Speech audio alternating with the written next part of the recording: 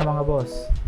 So yan, makikita nyo, meron ulit tayong unit dito na ready for delivery na today. So ito ay trinabaho natin kagabi. So yan, makikita nyo sa video yung pag-assemble ko. So mabilisan lang kasi bigla ang order lang ito. At need na ni client, kaya pinaparash na sa akin agad. So yan, pati si asawa nagpapaganda ng buko habang may ginagawa ko kagabi kasama sa video. So i-ready lang natin to, lahat ng kakailanganin. Then doon na tayo sa bahay ni client. Install na natin ito. Let's go. So ito, papunta na tayo kay client.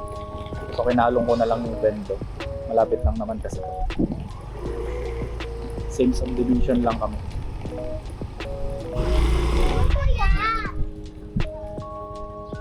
Dito na tayo.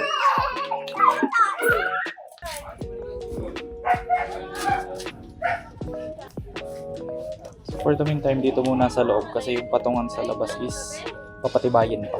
So dito muna natin i-set up.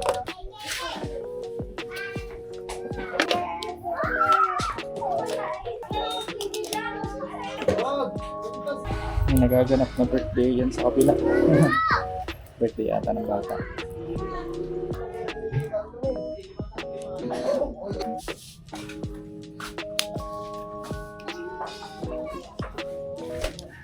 Saan po natin nilalagay yung antena? Pwede ka magbasa yan. Pwede. Sa taas. Naku, wala.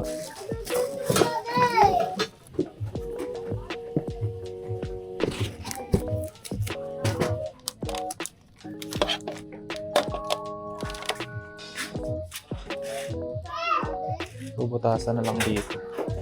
Pwede na dito eh. Kasi yung ginawa ni boss na mabuhay. Tester ko pala muna yung mga LAN cable. Hindi ko pala na-test.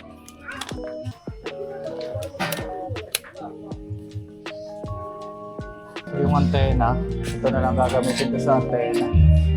So dito ilalagay. Metal paring. So yun, so buhay na. So tetestingin na lang namin. Demo natin kayo. So yan. So yan na po yung admin natin nung bendo. So mag-set na lang po kayo ng password nyo. Magkaparehas.